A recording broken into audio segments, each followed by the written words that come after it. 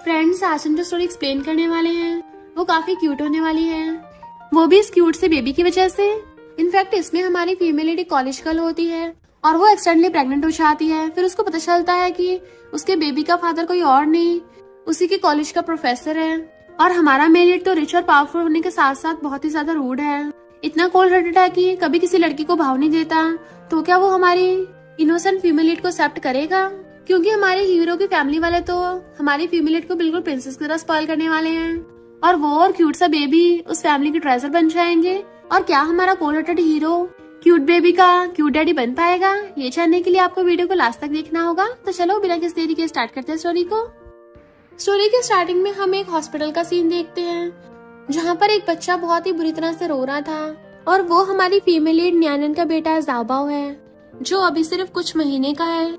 जैसे ही न्यानन का नंबर आता है बेबी के चेकअप के लिए, वो डॉक्टर के ऑफिस का गेट खोलती है तो वहाँ हमारे मेल लीड मिस्टर गोचेन को देख के एकदम हैरान कि ये यहाँ पर कैसे। तभी सीन रिवर्स होता है और हम कुछ टाइम पहले का सीन देखते हैं। जैसे न्यानन वहाँ पर आती है, कुछ लोग वहाँ पे प्रोटेस्ट कर रहे थे तो पूछती है आज कौन सा मिशन है। इनफैक्ट वो ऐसे पार्ट टाइम जॉब के लिए प्रोटेस्ट में पार्टिसिपेट करती है। तो प्राइस सुन कहती है एक दिन के सिर्फ 200। तो जो मेन आदमी प्रोटेस्ट कर रहा था वो बताता है कि इस हॉस्पिटल के डॉक्टर ने झूठ बोला कि मेरी मॉम को कैंसर है और पैसे लेके सर्जरी भी कर दी, मेरी मॉम भी नहीं बची और पैसे भी चले गए। फिर बाद में बता रहे हैं कि हमसे सैंपल ही गलत लिया गया था, मेरी मॉम को कैंसर था ही नहीं। वो तो एकदम हैरान थी और उसे पता चलता है कि वो ऑलरेडी तुम्हारी ग्रैंड मॉम की एज की थी जिसको उस डॉक्टर ने मार दिया। तो न्यानन को भी गुस्सा आ जाता है, वो भी उनके साथ प्रोटेस्ट में पार्टिसिपेट करने लगी थी। तो वो कहते हैं वो देखो वो डॉक्टर आ गया। न्यानन देखती है वहाँ पे कार आ रही है तो वो भी हाथ में एक्स उठा लेती है। जैसे कार का गेट खुलता है हमारे मेल लीड मिस्टर गुचेंग की एंट्री होती है और वो एकदम से एग उसके ऊपर फेंक के मारती है। मिस्टर गुचेंग तो एकदम हैरान था बट वो जाकर उसका कॉलर पकड़ लेती है। तुमने किसी के मॉम को मारा, कितने बेशरम हो तुम। बट बाकी प्रोटेस्टर तो किसी और डॉक्टर को जाके घेर लेते हैं। तब उसको पता चलता है कि उसने गलत इंसान को पकड़ लिया तो कहती है सॉरी गलती हो गई, मैंने जानबूझ के ऐसा नहीं किया। उसको साफ करने लगी थी बट मिस्टर गुचेंग गुस्से से हाथ पकड़ लेता है और उसको साइड करके अपनी कार में बैठ के वहाँ से चला गया था। जबकि न्यानन मना कर रही थी, मेरा ऐसा कोई मकसद नहीं था। पर तभी उसे हॉस्पिटल से कॉल आता है, उसकी ग्रैंडमा प्रॉब्लम में है इसलिए वो हॉस्पिटल की तरफ भागती है। हॉस्पिटल में अंकल आंटी ग्रैंडमा को सुनाने पे लगे पड़े थे कि तुम्हारी वजह से कितने पैसे वेस्ट हो रहे हैं, इस हॉस्पिटल से निकलो। पर तभी न्यानन आकर ग्रैंडमा को बचा के हक कर लेती है कि आखिर तुम लोगों की प्रॉब्लम क्या है। ग्रैंडमा के सारे हॉस्पिटल बिल्स तो मैं पे कर रही हूँ। वो लोग कहते हैं हमने इस बुढ़िया को मुफ्त का खिलाया है तो अब इसको वापस करना पड़ेगा हमें, हमारे बेटे की शादी के लिए गिफ्ट्स की जरूरत है, कौन देगा। इसलिए वो ग्रैंडमा को हॉस्पिटल से बाहर निकाल रहे थे। न्यानन उनको रोक रही होती है तो वो लोग न्यानन को चिपटने लग जाते हैं। उनका तमाशा देखने के लिए हॉस्पिटल में भीड़ इकट्ठी हो जाती है और डॉक्टर्स भी आ गए थे। मिस्टर गुचेंग भी पीछे खड़ा हुआ सब देख रहा था। उसका फ्रेंड डॉक्टर येचिंग लिटिल गर्ल को बुली होते देख बचाने जाने लगा था बट मिस्टर गुचेंग रोक देता है क्योंकि उसे लगता है कि ये लड़की नीचे भी तमाशा कर रही थी। इनफैक्ट मिस्टर गुचेंग न्यानन को झूठी समझ के वहाँ चला जाता है। इधर ये लोग न्यानन को परेशान कर रहे थे कि हमने तुम्हें रोड से उठाया था, हमें सुना रही हो। वो कहती प्लीज ग्रैंडमा कुछ मत करना, तुम लोगों को पैसे चाहिए ना तो मैं दे दूंगी, और अपना क्रेडिट कार्ड दे देती है। ग्रैंडमा मना कर रही होती है कि ये तो तुमने अपनी स्टडी के लिए इकट्ठे किए थे बट वो लोग उसका क्रेडिट कार्ड छीन के ले जाते हैं। ग्रैंडमा खुद को मारने लगी थी कि तुमने इतनी मेहनत से पैसे कमाए थे अपने कॉलेज के लिए और मेरी वजह से तुम प्रॉब्लम में फंस गई। वो कहती कोई बात नहीं ग्रैंडमा, पैसे तो मैं और कमा लूंगी, आप मेरे पास हो, मेरे लिए वही काफी है। और दोनों रोते एक दूसरे को हक कर लेती हैं। फिर न्यानन की फ्रेंड उसको कॉल करती है कि तुम अभी तक कॉलेज नहीं आई, प्रोफेसर गू का लेक्चर स्टार्ट हो गया है। न्यानन कहती मैं नहीं आ पाऊंगी। तो फ्रेंड हैरान थी, तुम्हें तो हमेशा से लेक्चर लेना था। इधर हमें पता चलता है कि प्रोफेसर गू कोई और नहीं मिस्टर गुचेंग ही है जिसको स्कूल के प्रिंसिपल ने स्पेशली इनवाइट किया था। प्रिंसिपल कहते हैं हमारे लिए सम्मान की बात है कि तुम हमारे स्कूल में आए, अगर अभी मेरे बड़े भाई की बेटी होती तो वो भी तो बिल्कुल तुम्हारे जितनी अच्छी होती। डॉक्टर येचिंग कहता है हाँ अंकल, इनके बचपन में बेटी खो गई थी, वैसे अगर वो होती तो मिस्टर गुचेंग से शादी होती। वो उसे घूरता है तो वो अपना मुंह बंद कर लेता है। फिर जैसे वो लोग उठ के जाने लगे थे तभी न्यानन गेट में से निकल के उसे टकरा जाती है।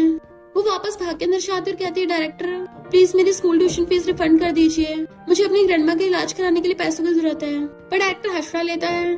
देन वो प्रिंसिपल को बताती है कि मेरी ग्रैंडमा को लिवर कैंसर है, मैंने बहुत मेहनत करके पैसे कमाए हैं पर मेरे आंटी अंकल ने पैसे ले लिए तो मुझे इसी ट्यूशन फीस की जरूरत पड़ेगी इलाज कराने के लिए। प्रिंसिपल कहते हैं एक बार जब पैसे ले लिए जाते हैं तो वापस नहीं हो सकते। तभी मिस्टर गुचेन आकर कहता है मुझे लगता है आपको इसको रिफंड कर देना चाहिए। प्रिंसिपल खुद हैरान थे कि पहली बार मिस्टर गुचेन किसी का साथ दे रहा है और वो डायरेक्टर को उसकी ट्यूशन फीस रिफंड करने को बोल देते हैं। तो वो सबका थैंक यू करने लग जाती है और फिर कहती है thank you professor Go. But Yejing ने इस बात को नोटिस कर लिया था कि मिस्टर गुशेंग ने पहली बार किसी की हेल्प की। फिर जब मिस्टर गो अपने ऑफिस में आने लगता है तो सारी गर्ल्स बाहर से चिल्ला रही होती हैं कि हमें आपका स्पेशल लेक्चर लेना है, बट वो गेट बंद कर देता है। डॉक्टर येजिंग मजाक में कहता है सारी लड़कियां तुम्हारे लिए बावली हो रही हैं। वैसे उन लड़कियों की भी गलती नहीं है, इतने टैलेंटेड और हैंडसम होने के बावजूद भी तुम अभी तक सिंगल हो। अब तक तुम्हें फैमिली भी स्टार्ट कर लेनी चाहिए थी। मिस्टर गुशेंग कहता है तुम अपना मुंह बंद करोगे? तो कहता ठीक है, तुम्हें शांत करने के लिए मैं यहाँ पर इंसेंस चला देता हूँ, और खुद उठ के चला जाता है। तभी उस धुएं की वजह से मिस्टर गुशेंग कुछ होने लगा था। उसको बहुत हॉट फील हो रहा होता है। इतने वहाँ पर न्याना चाहती और कहती है प्रोफेसर गु, और आगे पूछती तुम्हें क्या हुआ। उसके फोरहेड को टच करके चेक करने वाली थी, बट वो उसका हाथ पकड़ लेता है। तुम्हें किसने यहाँ पे भेजा? तो कहती है तुम्हें तो फीवर लग रहा है, पानी लेकर आती हूँ। बट वो उसे खींच के सोफे पे गिरा लेता है। न्यानन को कुछ गड़बड़ लग रही थी और कहती है मुझे तुमसे कुछ बात करनी थी, पर तुम्हें अनकंफर्टेबल हो रहा है तो मैं किसी और दिन आऊंगी। पर अचानक से जैसे उठ के चलने लगी थी उसका खुद का सिर छिड़ाने लग जाता है। इनफैक्ट उस पर भी इंसेंस का असर हो गया तो वहीं रह जाती है। तो कहती है प्रोफेसर को प्लीज मेरी हेल्प करो। उसे टच कर रही थी तो उसका हाथ पकड़ लेता है। अब देखो तुमने स्टार्ट किया है तो बाद में रिग्रेट मत करना। देन उसे सोफे पे गिरा के खुद उसके ऊपर चढ़ गया था और उसे बुरी तरह से किस करने लग जाता है। वो दोनों नशे में होते हैं तो न्यानन भी उसको नहीं रोकती, वो भी उसे किस करने लग जाती है। तभी बाहर से फैंग आकर गेट खोलने लगती है और समझ जाती है कि प्रोफेसर गू के साथ कोई लड़की भी है। मुझसे पहले कोई और लड़की चली गई और गुस्से से वहाँ चली जाती है। अंदर मिस्टर गुशेंग अपने कपड़े पहन रहा था और कहता है येजिंग ने तुम्हें कम पैसे दिए थे जो तुम अब भी बैठी वेट कर रही हो। वो पूछती क्या मतलब, बट वो उसे क्रेडिट कार्ड देने लग जाता है। पहले तो न्याना एक्सप्लेन करने लगी थी ऐसा कुछ भी नहीं है, तुम गलत समझ रहे हो मुझे। पर वो कहता है ये 5 मिलियन रखो और कॉन्ट्रासेप्टिव पिल खा लेना, मुझे तुम्हारी जैसी झूठी लड़की विश्वास नहीं है। वो कहती मैं झूठी नहीं हूँ। बट फिर ग्रैंडमा की इलाज के लिए चुपचाप वो पैसे ले लेती है। ये सब याद करने के बाद न्यान ज़ाओबाओ को गोद में उठाकर मिस्टर गुशेंग के ऑफिस में आके बैठ जाती है। मिस्टर गुशेंग कहता है बेबी तो सिर्फ 10 दिन का है, इसे प्रॉब्लम क्या है? तो बताती है कि इसे हार्ट डिसीज है। छोटे हॉस्पिटल में बताया कि बड़े हॉस्पिटल में जाके चेकअप करवाऊं। मिस्टर गुशेंग आकर बेबी का फेस देखता है और पूछता है इसका फादर कहाँ है? ये सर्जरी से ठीक हो जाएगा, पर क्या इसके डैड को पता है? तभी वो अचानक पूछती है प्रोफेसर को क्या तुम्हें बच्चे पसंद है? पहले तो वो हैरानी से देख रहा था और फिर कहता है ये बच्चा मेरे कैसे हो सकता है? अगर तुमने कॉन्ट्रासेप्टिव पिल खाई होंगी तो 96% चांस है कि तुम प्रेग्नेंट हो ही नहीं सकती, और वैसे भी अगर ये मेरा बच्चा हुआ तो इतना कमजोर तो नहीं हो सकता। वो कहती प्रोफेसर को तुम लाइन क्रॉस मत करो, बट वो उसका फेस पकड़ लेता है। तुम बेबी का यूज करके मुझे बेवकूफ बनाने आई हो। तो कहते अगर तुम्हें लगता है मैं इसके बाप को ढूंढने आई हूँ तो तुम बिल्कुल गलत हो, और वैसे भी तुम इतने खड़ूस हो, ये तुम्हारा बेबी हो ही नहीं सकता, ये तो बहुत क्यूट है, और मेरे बच्चे का ऑलरेडी बाप है तो तुम्हें बाप बनाने की जरूरत नहीं है। इसका फादर इसे बहुत प्यार करता है और तुमसे वो 1000 गुना बेटर है। मिस्टर गुशेंग कहता है 1000 गुना बेटर है, तब भी तुम्हें खर्च करने के लिए पैसे नहीं देता, तुम मेरा कार्ड यूज कर रही हो। और उसको पैसे कटने के सारे मैसेज दिखाता है। इनफैक्ट न्यान को ना चाहते हुए भी ग्रैंडमा के इलाज के लिए उसके क्रेडिट कार्ड से पैसे यूज करने पड़े थे, और इसी चक्कर में उसने कॉन्ट्रासेप्टिव पिल भी नहीं खाई थी उस टाइम। तो कहती है मैं तुम्हें तुम्हारे पैसे वापस कर दूंगी, और रिपोर्ट उठाकर ज़ाओबाओ को अपने साथ ले जाती है। डॉक्टर येजिंग उसे जाते हुए देख लेता है तो मिस्टर गुशेंग से कहता है ये तो वही कॉलेज गर्ल है ना जिसके साथ तुमने नाइट स्पेंड की थी, इसकी गोद में तो एक छोटा बच्चा है, कहीं वो तुम्हारा तो नहीं? मिस्टर गुशेंग कहता है ये कैसे हो सकता है? तो कहता है मुझे लगता है वो बच्चा तुम्हारा ही है, डेट के हिसाब से तो वो तुम्हारे बच्चा हुआ ना, और वो कोई ऐसी वैसी लड़की भी नहीं है जो हर किसी के साथ सोती फिरेगी, यानी उस बेबी में गू फैमिली का ब्लड है। मैं अभी ये गुड न्यूज तुम्हारी मॉम को बताता हूँ। बट मिस्टर गुशेंग उसे रोक देता है। उस लड़की ने खुद बोला है कि वो बेबी मेरा नहीं है। पर येजिंग को अब भी भरोसा नहीं हो रहा था और कहता है मैं ब्लड टेस्ट करूंगा तभी पता चलेगा। तभी मिस्टर गुशेंग अपने फोन में मैसेज देखता है अब भी पैसे कट रहे हैं, तो सोचता है वो लड़की मुझे पैसे वापस करने को बोल रही थी, तब भी मेरे पैसे यूज कर रही है। और येजिंग से कहता है कोई जरूरत नहीं है पता करने की, उसके जैसे गोल्डीगर लड़की मेरे बच्चे की मॉम हो ही नहीं सकती। इधर न्यान ज़ाओबाओ को लेके घर पे आती है तो ग्रैंडमा कहती है अभी तुम्हारी डिलीवरी हुई है, कहाँ चली गई, तुम थक गई होगी, और उसको हेड पहना देती है। और ज़ाओबाओ को उन्होंने खुद गोदी में ले लिया था। वो कहती ग्रैंडमा आप चिंता मत करिए, मैं हॉस्पिटल टैक्सी से गई थी। ग्रैंडमा कहती कैसे चिंता न करूं, तुम्हारा बॉयफ्रेंड चूरन कब तुमसे शादी करेगा, वो अभी तक अब्रॉड से वापस भी नहीं आया, और बेबी इतना बड़ा हो गया, मुझे डर है तुम्हारे साथ कुछ गलत ना हो। वो कहती आप चिंता मत कीजिए, मैंने उसे डिस्कस कर लिया है, वो अब्रॉड में पैसे कमा रहा है और मैं यहाँ पे बेबी का ध्यान रखूंगी। जब तक वो वापस आएगा उसके बाद शादी कर लेंगे, तब तक बेबी बड़ा हो जाएगा। फिर नैना ज़ाओबाओ को सुलाने के लिए रूम में ले आती है और सोचती है मैंने ग्रैंडमा से झूठ बोला, बेबी का फादर फॉरेन में नहीं गया, वो तो मुझे और मेरे बच्चे को एक्सेप्ट भी नहीं करेगा। फिर पिल्लू के नीचे झांक के देखती है कि क्रेडिट कार्ड कहाँ चला गया, और ग्रैंडमा से पूछती है। पता चलता है उसके अंकल आंटी उसका क्रेडिट कार्ड चुरा के ले गए थे और बहुत सारी शॉपिंग कराते हैं। ग्रैंडमा कहती है इसका क्रेडिट कार्ड इसको वापस करो, इसने इतनी मुश्किल सेविंग करी थी। तो अंकल कहता है कोई घंटा मेहनत नहीं करी है, अभी तो कॉलेज से इसका ग्रेजुएशन भी नहीं हुआ, तो मिलियंस कैसे बचा लेगी। उसका कजन कहता है इसने अपनी बॉडी बेच के पैसे कमाए हैं। ग्रैंडमा कहती है ये सब क्या बोल रहे हैं। अंकल आंटी कहते हैं कि कॉलेज में जाकर पढ़ाई नहीं करती, ये अमीर लोगों के साथ सोती है, उससे पैसे कमाती है। ग्रैंडमा कहती है पर तुमने तो बोला था तुम्हारा बॉयफ्रेंड फॉरेन में काम करता है। तो आंटी कहती है इसका बच्चा जंगली है, पता नहीं किसके साथ मुंह काला करके आई है। ये सुनकर तो ग्रैंडमा की तबीयत खराब होने लग गई थी। नैन कहती है मेरा बच्चा जंगली नहीं है, उसके फादर हैं। और ग्रैंडमा को यकीन दिलाने के लिए उसे कॉल करने लग जाती है। मिस्टर गुचेंग उसके शॉपिंग के पैसे कटने के मैसेज देख रहा था, तभी वो फोन उठाता है। तो कहती है क्या तुम मेरी हेल्प कर सकते हो, तुम एक्सेप्ट कर लो कि तुम ही बेबी के फादर हो। और ग्रैंडमा को फोन लाउड स्पीकर पे दे देती है। तो ग्रैंडमा पूछती है तुम ही ज़ाबाओ के डैडी हो ना। तो कहता है बिल्कुल भी नहीं, और तुम लोग मेरा क्रेडिट कार्ड यूज करना बंद करो वरना तुम पे केस कर दूंगा। ये सुनते तो ग्रैंडमा की हालत खराब। इतने में मॉम आकर कहती है तुमने हमसे इतनी बड़ी बात छुपाई। और ग्रैंडमा आकर मिस्टर गुचेंग को मारने लग जाती है। नालायक तो ऐसे कैसे कर सकता है। वो पूछता है मैंने क्या कर दिया। तो डॉक्टर यीचिंग बताता है कि डीएनए टेस्ट से प्रूफ हो गया वो बच्चा तुम्हारा है। मॉम और ग्रैंडमा मिस्टर गुचेंग को डांटने लग जाती है कि तुम बाप बन गए, तुम्हें खुद नहीं पता। वो खुद हैरान हो जाता है कि वो बच्चा मेरा है और जल्दी से कॉल करने लग जाता है। उधर से आवाज आती है प्रोफेसर को प्लीज मुझे बचा लो। तो जल्दी से भागता है। यीचिंग कहता है मैंने तो पहले ही कहा था तुम उस लड़की को गलत समझ रहे हो। अगर उसने तुम्हारे साथ सोने के लिए आंटी से पैसे लिए भी हैं तब भी वो बच्चे को जन्म थोड़ी ना देगी। मॉम कहती है ये तुम क्या बोल रहे हो। तो यीचिंग कहता है आंटी आपने तो उस कॉलेज गर्ल को पैसे दिए थे नशा देने के लिए। मॉम कहती है मैंने तो किसी को भी पैसे नहीं दिए। मिस्टर गुचेंग सुन लेता है और उसको समझ आ गया था कि इसका मतलब न्यान झूठ नहीं बोल रही थी। मैं इतना बड़ा बेवकूफ कैसे हो सकता हूँ। जल्दी से भागता है। इधर अंकल आंटी और कजन मिलके न्यान और उसके बेबी को बुली करने लगे थे। उससे उसका बच्चा छीन रहे होते हैं बट उसने कस के अपने बच्चे को हक कर रखा होता है। मिस्टर गुचेंग बहुत स्पीड से कार चला रहा था और बार बार उसे फोन करने का ट्राई करता है कि प्लीज जल्दी से फोन उठा लो, बट ये जालिम लोग उसे मारने पे लगे हुए थे। जैसे उसके डंडा मारने वाले होते हैं तभी वहाँ पर मिस्टर गुचेंग आ जाता है और लात मार के कजन को भड़का देता है। उसके बॉडीगार्ड जाकर कजन और आंटी अंकल को पकड़ लेते हैं, घुटनों पर ला दिया था। और यीचिंग जल्दी से ग्रैंडमा को देखता है जो बेहोश पड़ी थी। मिस्टर गुचेंग न्याना और उसके बेबी को पकड़ के उठा रहा था और कहता है सॉरी मैं लेट हो गया। वो कहती है ये हमारा बेबी। तो वो जल्दी से ज़ाबा को खुद गोदी में उठा लेता है और यीचिंग को पकड़ा के न्याना से कहता तुम चिंता मत करो मैं हूँ ना। पर वो तो उसके ऊपर बेहोशी हो गई थी इसलिए वो उसको गोद में उठा के भागता है जबकि ज़ाबा यीचिंग की गोद में था। फिर वो लोग उसको हॉस्पिटल ले आए थे। यीचिंग चेकअप पर बताता है कि स्ट्रेस और मालन्यूट्रिशन की वजह से बेहोश हो गई। मॉम और ग्रैंडमा मिस्टर गुचेंग को डांटने लग जाती हैं। तो वो कहता है मैं अच्छे से उसको कंपनसेट करूंगा। कमजोरी की वजह से न्यानन को ब्लड चढ़ाना था बट उसका रेयर ब्लड होता है इसलिए मिस्टर गुचेंग जल्दी से प्रिंसिपल को कॉल करता है क्योंकि सिर्फ उन्हीं की फैमिली में रेयर ब्लड है। अंकल इन पूछते हैं क्या हुआ किसको ब्लड की जरूरत है। तो प्रिंसिपल बताते हैं एक स्कूल गर्ल है जो मिस्टर गुचेंग के बच्चे प्रेग्नेंट हो गई। फैंग ये सुन के एकदम हैरान मिस्टर गुचेंग का बेबी। इधर डॉक्टर ग्रैंडमा को पकड़ के लेके आते हैं।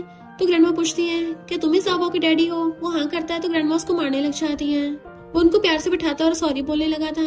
तो वो कहती है अब सॉरी बोलने की जरूरत है, तुम्हारी वजह से इसने कितना कुछ सहा है। इतनी कम एज में प्रेग्नेंट हो गई और कॉलेज से निकाल दिया गया और बेचारे को मुझसे भी झूठ बोलना पड़ा।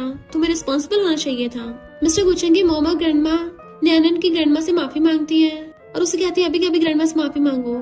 तो वो घुटनों पर बैठ जाता है कि अब से मैं न्यानन और ज़ाबाओ का अच्छे से ध्यान रखूंगा। तो ग्रैंडमा बेचारी उसे अपनी बैंक नोटबुक दे देती है कि ये मैंने ज़ाबाओ की सर्जरी के लिए बचा के रख रखे थे। पहले मेरे बिल्स पे करने की वजह से न्यानन कॉलेज नहीं जा पाई और फिर ज़ाबाओ भी बीमार हो गया। वो वापस करने लगा था तो ग्रैंडमा कहती मैं तो ओल्ड हो गई हूँ, तुम रख लो। इसको मैंने बचपन में उठाया था और तब से लेके 20 सालों से ये सहती आ रही है। नहीं वहाँ पर अंकल लेना चाहते हैं और वो फैंग को कहते हैं अभी कभी माफी मांगो। तो फैंग मिस्टर गुचेंग से माफी मांगने लग जाती है। मॉम पूछती है यहाँ ये सब क्या हो रहा है। तो अंकल इन बताते हैं कि फैंग ने मिस्टर गुचेंग को नशा दिया था। इनफैक्ट फैंग ने उस इंसेंस में नशा मिला दिया था जो कि यीचिंग को पता ही नहीं था। मॉम और ग्रैंडमा गुस्सा करती हैं तो फैंग कहती है वैसे भी तो गू फैमिली और लिन फैमिली में मैरिज कॉन्ट्रैक्ट है। डैड कहते बकवास बंद करो, मिस्टर गुचेंग की शादी मेरी बेटी से होनी थी तुमसे नहीं। वो कहती मैं भी तो आपकी गॉड डॉटर हूँ। फिर न्यानन की ग्रैंडमा पूछती है क्या तुम न्यानन से शादी नहीं करोगे। तो वो अंकल इनसे बोल देता है कि मैं न्यानन और ज़ाबाओ की रिस्पॉन्सिबिलिटी लूंगा। अंकल इन कहते हैं जिस दिन मेरी बेटी वापस आएगी तुम्हें तो उससे शादी करनी पड़ेगी। तो मिस्टर गुचेंग की मॉम कहती है तुम्हारी बेटी तो पिछले 20 सालों से गायब है। डैड कहते हैं फिर क्या हो गया, वो कभी ना कभी तो वापस आएगी, मुझे पूरा भरोसा है। इतने में न्यानन को होश आ गया था। अंकल ने मिस्टर गुचेंग का कॉलर पकड़ लिया होता है कि तुम इस लड़की के लिए हमारे टीचर स्टूडेंट का रिलेशनशिप खराब कर रहे हो। भूल गए तुम और मेरी बेटी बचपन में दोस्त थे। वो कुछ रिप्लाई नहीं करता तो गुस्से से वहां चले जाते हैं। फैंग कुछ बोलने वाली होती है तो मिस्टर गुचेंग कहता है मैं अंकल लिन की वजह से तुम्हें इस बार माफ कर रहा हूँ, तो अब जाओ यहाँ से। पर वो सोचती है इस लड़की ने मिस्टर गुचेंग को मुझसे चुराया है तो मैं इसे नहीं छोड़ने वाली। और गुस्से से चली जाती है। मॉम मिस्टर गुचिंग कहती है बेबी को दिखाओ जरा इसे। ग्रैंडमा भी उससे कहती है कि तुम्हारा अच्छे से ध्यान रखेगा। मिस्टर गुचिंग ज़ाओबाओ को उठाकर न्यानन को गोद में पकड़ा देता है। वो कहती बेबी मम्मी ने तुम्हें बहुत मिस किया और उसे हक कर लेती है। मॉम कहती है बेबी तो बिल्कुल न्यानन की तरह स्माइल करता है, इस नलायक आइस पैक की तरह मुंह बना कर नहीं रखता। मिस्टर गुचिंग भी कहता है ज़ाओबाओ बिल्कुल तुम पे गया है और खुद गोद में उठा लेता है कि तुम अभी सही से रिकवर नहीं हुई हो। फिर न्यानन अपने गले के पेंडेंट को देखने लगी थी। मिस्टर गुचिंग उसके बारे में पूछता है तो ग्रैंडमा बताती है कि जब मुझे न्यानन मिली थी ये तभी से उसके गले में है, हो सकता है इसके पेरेंट्स ने इसको दिया हो। न्यानन कहती है भले मैंने अपने पेरेंट्स को कभी नहीं देखा पर ये जेड पेंडेंट से हमेशा मुझे लगता है वो मेरे आसपास है, मुझे उनका लव फील होता है और अब यही लव मैं अपने बेबी को भी दूंगी। देन वो उस पेंडेंट को ज़ाओबाओ को पहना देती है। इधर हम देखते हैं अंकल इनके पास वही वाला पेंडेंट है और वो अपनी वाइफ की फोटो के सामने खड़े और रो रहे थे कि सॉरी मैं अभी तक हमारी बेटी को ढूंढ नहीं पाया। बचपन में जिस लड़के के साथ हमने उसकी शादी पक्की की थी वो एंगेजमेंट तोड़कर किसी और से शादी कर रहा है, भला वो हमारी बेटी के साथ ऐसे कैसे कर सकता है। इतने वहाँ पर मिस्टर गुचिंग आ जाता है और कहता है टीचर, तो वो कहते हैं मुझसे बात मत करो, मैं एंगेजमेंट कभी नहीं कैंसिल करूंगा। मिस्टर गुचिंग कहता आपने और आपकी वाइफ ने मुझे बचपन से पढ़ाया है, मैं आपका एहसान कभी नहीं चुका सकता, पर न्यानन और बेबी तो इनोसेंट है ना। अंकल इन कहते हैं मेरी बेटी भी तो इनोसेंट है, पिछले 20 सालों से वो गायब है, पता नहीं उसको सही से खाना भी मिल भी पा रहा होगा या नहीं, कहीं वो बीमार ना हो, पता नहीं उसे कैसा फील होता होगा। मिस्टर गुचिंग कहता मुझे पूरा विश्वास है आपकी बेटी अभी भी जिंदा होगी और मैं उसको ढूंढने में आपकी पूरी हेल्प करूंगा। अंकल इन उस पेंडेंट को देख रहे थे कि जब तक मेरी बेटी नहीं मिल जाती तुम शादी नहीं कर सकते और गुस्से से वहां चले जाते हैं, बट मिस्टर गुचिंग उस पेंडेंट को नहीं देख पाता। इधर मॉम और ग्रैंडमा न्यानन को घर पे ले आए थे, बताते हैं कि अब से तुम्हारा घर भी है और हमने तुम्हारी ग्रैंडमा का रहने का बंदोबस्त भी कर दिया, उनकी चिंता मत करना। और तो और वो दोनों उसके लिए काफी सारी शॉपिंग भी कर लाए थे, बहुत एक्सपेंसिव और न्यूट्रिशन वाली चीजें ले आए थे कि इससे तुम्हारी हेल्थ अच्छी हो जाएगी। वो कहती ग्रैंडमा इतना काफी है, पर ग्रैंडमा कहती बिल्कुल भी नहीं और क्लैपिंग करती हैं। तभी वहाँ पे बहुत सारे मेड्स लाइन लगा कर आती हैं और उन सबके हाथों में कुछ न कुछ होता है। ग्रैंडमा बताती है कि ये हमारे विलास के प्रॉपर्टी पेपर्स हैं, प्राइवेट आइलैंड के प्रॉपर्टी पेपर्स हैं और ये सारी ज्वेलरी स्पेशली तुम्हारे लिए है जो मैंने तुम्हारे लिए खरीदी है। तुम्हारी स्टडी बीच में रुक गई थी ना, तो तुम आगे स्टडी करना चाहती हो या फिर कोई काम करना चाहती हो, तुम पे डिपेंड करता है, तुम जो मर्जी कर सकती हो, हम तुम्हें सपोर्ट करेंगे। मॉम कहती है और मैंने फ्रांस से तुम्हारे लिए कस्टम मेड ड्रेसेस मंगवाई हैं, तुम्हें सब ट्राई करनी है। वो मना कर रही होती है। ग्रैंडमा कहती है मुझे तो अभी काफी नहीं लग रही और जल्दी से फोन करके कहती है स्विट्जरलैंड का सबसे बड़ा स्काई रिसोर्ट मुझे मेरी ग्रैंड डॉटर इन लॉ के लिए खरीदना है और उसे कहती है विंटर वेकेशन पे हम वहाँ पे स्काइंग के लिए जाएंगे, तुम्हें पसंद आएगी। वो कहती है ग्रैंडमा मुझे स्काई करना नहीं आता। तभी पीछे से मिस्टर गुचिंग आकर कहता है कोई बात नहीं मैं सिखा दूंगा। तो ग्रैंडमा खुश होती हैं और फिर कहता है अगर तुम चाहो तो मैं यहीं पे स्काई रिजॉर्ट बनवा दूंगा। वो कहती नहीं नहीं, वो उसका हाथ पकड़ लेता है तो कहती है मुझे ऊपर जाके ज़ाओबाओ से मिलना है। तो मॉम और ग्रैंडमा कहती बेबी का ध्यान हम रख लेंगे, तुम इसका ध्यान रखो। तो कहता है हम अपनी वाइफ का अच्छे से ध्यान रखूंगा और उसे रूम में ले आता है। देन अच्छे से ब्लैंकेट से कवर करने लगा था और उसने हॉस्पिटल की बेस्ट नर्स को बुला लिया था कि अब से ये तुम्हारी बॉडी का ध्यान रखेगी। नर्स कहती है आप अपनी वाइफ के कपड़े ऊपर कर दीजिए, मुझे चेकअप करना है।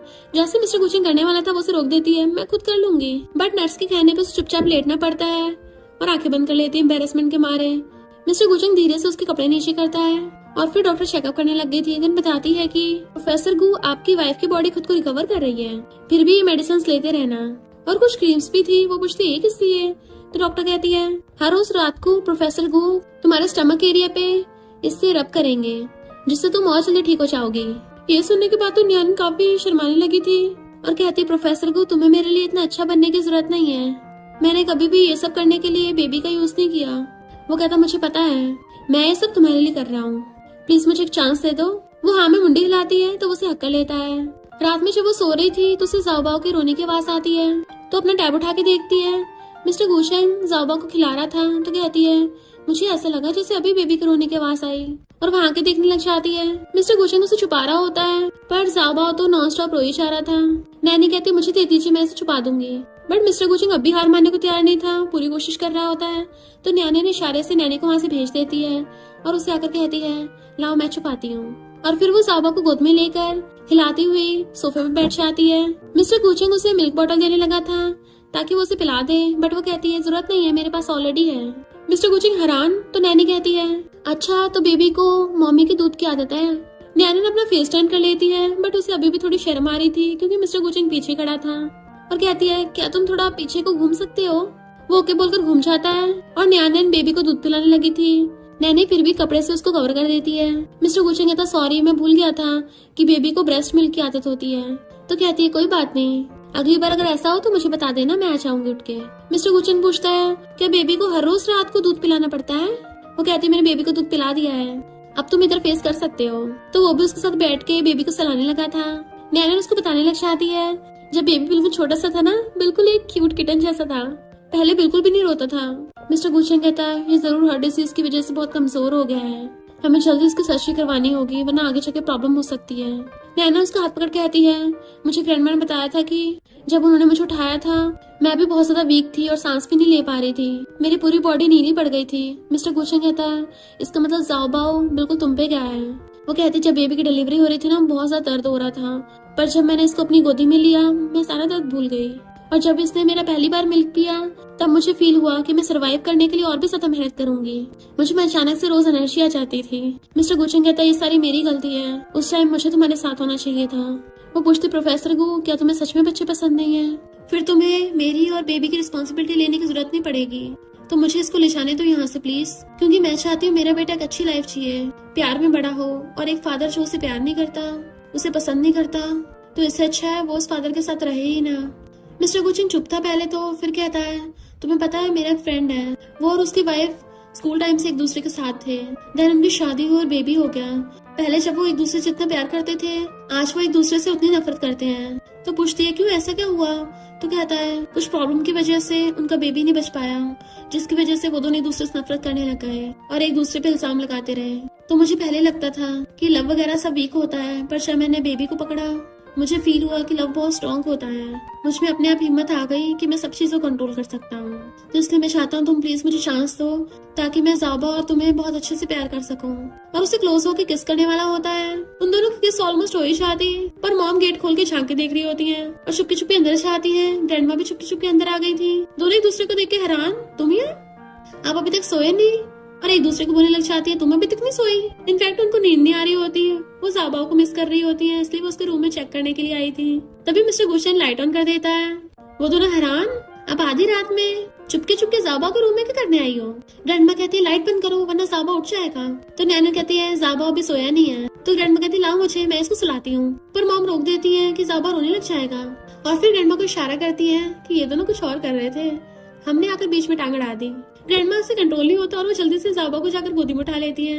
नैना कहती है मैंने अभी अभी इसे मिल्क पिलाया है, तो इसको थोड़ा सहला दो ताकि इसका दूध बाहर न निकल जाए। पर फिर मॉम ग्रैंडमा से बेबी को छीन लेती है। नहीं नहीं मैं इसे खिलाऊंगी, मेरी बारी है। ग्रैंडमा कहती देखा तुमने इसको रुला दिया। फिर मिस्टर गुचेंग मॉम से जाबा को छीन लेता है कि मैं इसे छुपाऊंगा, और सहला के छुपाने लग जाता है। और जाबा सच में चुप हो गया था। नैना कहती हाँ जाबा को ऐसे गोदी में आना बहुत पसंद है। तो ग्रैंडमा हैरान, तुमने ये ट्रिक कहाँ से सीखी? और फिर मॉम और ग्रैंडमा हंसने लग जाती है क्योंकि उन्हें अंदर अंदर खुशी हो रही थी कि मिस्टर गुचेंग काफी बदल रहा है। नेक्स्ट सीन में हम देखते हैं वो कहता है फाइनली तुम्हारा इलाज पूरा हुआ, अब बताओ तुम कौन सा स्पाइसी खाना खाओगे? तुम्हें मिल्क टी भी पीनी है ना? वो हैरान थी इसी कैसे पता? मिस्टर गुचेंग कहता है क्योंकि तुम नींद में बड़बड़ा रही थी। तो कहती क्या, और बताओ ना मैंने क्या क्या बोला? ग्रैंडमा कहती है तुम जाकर जल्दी से रेडी हो जाओ और तुम जो भी खरीदोगी उसकी पेमेंट मैं करूंगी। अपना क्रेडिट कार्ड निकाल लेती है। तो मिस्टर गुचेंग उसे क्रेडिट कार्ड लेकर उसको पकड़ा देता है। वो दोनों थैंक यू करके जाने लगे थे शॉपिंग के लिए, पर तभी वहाँ पर अंकल लीन और फैंगा चाहते हैं जो गुस्से से अंदर चले जाते हैं। तो बताता है कि ये मेरे टीचर हैं, चिंता मत करो, वो थोड़े गुस्से वाले हैं पर वो हमारी बात को समझेंगे। बट वो सोचती है वो मुझे थोड़े जाने पहचाने को लग रहे थे। जैसे वो दोनों जाने लगे थे मिस्टर गुचेंग को बार बार कॉल आ रहा होता है। तो वो कहती है कोई जरूरी काम होगा उठा लो। तो कहता है कंपनी का तो कोई काम नहीं, उसकी जगह मैंने असिस्टेंट को भेज रखा है, पर हॉस्पिटल से कॉल आ रहा है, पर चिंता मत करो मैं दूसरे डॉक्टर को अपनी जगह भेज दूंगा। वो कहती है किसी और डॉक्टर को अपनी जगह भेजना बिल्कुल ठीक नहीं है, पेशेंट की लाइफ का सवाल है, तुम्हें जाना चाहिए, चिंता मत करो मैं खुद से बेबी के लिए शॉपिंग कर लूंगी। तो वो क्या बोलकर चला जाता है। वो उसे बाय कर रही थी और सोचती है प्रोफेसर गो के साथ होने से कितना अच्छा फील होता है। जैसे अंदर जाने लगी थी तभी उसकी फ्रेंड आकर उसे पकड़ने लग जाती है। कितने टाइम से तुम कहाँ थी, पता मुझे कितनी चिंता हो रही थी। उसको हक कर लेती, मैंने तुम्हें कितना मिस किया। नैना कहती है मैंने भी तुम्हें बहुत मिस किया। और फिर दोनों एक साथ शॉपिंग करने के लिए आ जाती है। पर वहाँ की सेल्स गर्ल नैनन को देख के पहचान लेती है और बताती है कि मैं झैंग हूँ तुम्हारी क्लासमेट, तुम इतने घटिया कपड़े पहन के शॉपिंग करने आई हो, तुम जैसे पुअर लोग यहाँ का सामान अफोर्ड नहीं कर सकते। फ्रेंड को गुस्सा आने लग जाता है और उसके मुंह पे गोल्ड कार्ड फेंक के मारती है। झैंग तो एकदम हैरान, तभी मैनेजर आके सॉरी बोलने लग जाता है। वो कहती है अब इसी सेल्स गर्ल को हमें सब करना होगा। नैनन उसे गुस्सा करने शांत कर रही थी। तो कहती है लगता है इस लड़की ने स्कूल टाइम में तुम्हें बहुत बुली किया है। अब देखना मैं इसे कैसे बदला लेती हूँ। तो झैंग को ना चाहते हुए भी उन लोगों को ड्रेस दिखानी पड़ रही थी, उनको सर्व करना पड़ रहा था, पर फ्रेंड सारी ड्रेसेस मना कर रही होती है। और फिर नैना से पूछती है, जिस दिन तुम कॉलेज छोड़ के गई थी बाकी तुम्हारे बारे में बातें कर रहे थे कि तुम प्रेग्नेंट हो, तुम्हें तुम्हारे अंकल ने किसी प्लान में तो नहीं फंसा दिया था। नैना कहती प्रेगनेंसी वाली बात सच है और बेबी ऑलरेडी बॉर्न भी हो गया है और वो 1 मंथ का होने वाला है। तो फ्रेंड कहती तुमने कितना कुछ सहा है और उसे हक कर लेती है, मैं तुम्हें अच्छे से पैम्पर करूंगी। झैंग मुंह बनाते ड्रेस दिखा रही थी तो फ्रेंड कहती है तुम ये ड्रेसेस ट्राई करो, तुम्हें जो पसंद आएगी मैं दिला दूंगी। नैना मना कर रही होती है बट वो उसको जबरदस्ती ड्रेस ट्राई करने के लिए भेज देती है, पर झैंग चिढ़ रही थी। फिर नैना ड्रेस पहन के अपनी फ्रेंड को दिखाती है, पर वो बैठी हुई मना कर रही थी कि दूसरी ट्राई करो। नैना कहती है मुझ पे कोई भी ड्रेस सूट नहीं कर रही, लगता है मैंने बहुत ज्यादा वेट गेन कर लिया है। फ्रेंड कहती है ऐसा कुछ भी नहीं है, तुम तो बहुत ज्यादा क्यूट लग रही हो, ये गलती तुम्हारी ने सीएसएल किया है, ये बेकार ड्रेसेस दिखा रही है। और वो उसे दूसरे शोरूम में लेके जाने लगी थी, पर झैंग चिढ़ के मारे उन ड्रेसेस पे मिल्क गिरा देती है कि रुको, जाने से पहले तुमने ड्रेसेस खराब किए ना तो इसकी पेमेंट करके जाओ। नैना हैरान थी गंदी कैसे हो गई, मैंने तो कुछ भी नहीं खाया पिया इस पे। तो झैंग कहती है हाँ तुम्हारा बेबी है ना, तुम पक्का ब्रेस्ट फीडिंग करती होगी तो तुम्हारा मिल्क निकल गया होगा। कॉलेज से ग्रेजुएशन हुआ नहीं, पता नहीं किस बुड्ढे से प्रेग्नेंट होकर आ गई, इतनी कम एज में ये सब करती फिरती हो। फ्रेंड को गुस्सा चाहता है, अगर तुमने अभी अपना मुंह बंद नहीं किया ना तो मैं जुबान काट दूंगी। पर झैंग चिल्ला चिल्ला कर वहाँ बहुत सारे लोगों को इकट्ठा कर लेती है और मैनेजर कहता है अगर तुम्हारा मिल्क लीक होता है तो कम से कम हमारे कपड़े तो गंदे मत करो। नैना मना कर रही होती है कि ऐसा नहीं है। बाकी कस्टमर बोलने लग जाते हैं कि क्या पता हमने जो कपड़े खरीदे हैं वो भी इसने ट्राई किए हो। झैंग कहती है देखा, अब तुम्हारी वजह से हमारा बिजनेस खराब हो रहा है, अब तुम्हें पेमेंट करनी पड़ेगी। फ्रेंड को गुस्सा जाता और कहती है किसने कहा कि हम लोग अफोर्ड नहीं कर सकते, सारे कपड़े हमारे लिए पैक कर दो। तो मैनेजर कहता है इन सारे कपड़ों की कॉस्ट 23 मिलियन है। तो फ्रेंड हैरान थी, इतनी एक्सपेंसिव। नैना कहती है इतना तो प्राइस इस ड्रेस पे भी नहीं लिखा हुआ है। वो लोग कहते हैं हम तो टैग प्राइस से हाई प्राइस पे बेचते हैं क्योंकि हमारा शॉपिंग मॉल बहुत ज्यादा लग्जरियस है ना।